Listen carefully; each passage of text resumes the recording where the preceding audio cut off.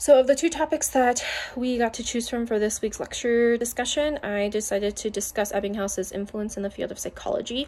I discussed that Ebbinghaus's work on memory's main influence was to break from the sense perception mold, and this showed through his studies in memory, and he decided to term memory to be taken here in its broadest sense, including learning, retention, association, and reproduction. He didn't believe psychology should limit its studies to the senses and their relations to physiology. He was more worried about kind of like the broader sense. And so in order to study memory, Ebbinghaus found the relationship between values on a physical scale compared to values reported in experience.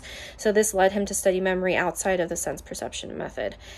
Some other ideas that stood out to me through my group discussion were the following: that Ebbinghaus used himself to test his theories, so he wasn't associated with finding other people to be a part of his experiments, but he decided to do it himself, and that he studied nonsense syllables, which led to the spacing and testing effects today.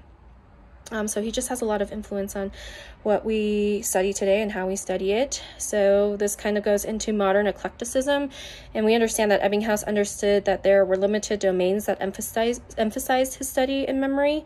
He did not want to focus on the grand theory as previous figures had emphasized. So it wasn't about psychology in its generality, but within the study that he was trying to conduct his experiments in. This translates into today's studies across the subfields of psychology, but also within the domain of memory and cognitive psychology.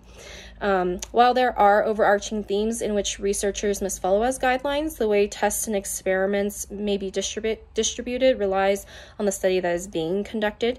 Within my group, we also agreed that memory research is still ongoing today, and it spans from false memories to dementia and Alzheimer's and our use of long-term and working memory. And again, like, in order to study all of these different domains within memory, there are different ways to study it. So yeah, that was my take on this week's discussion. Thanks, guys.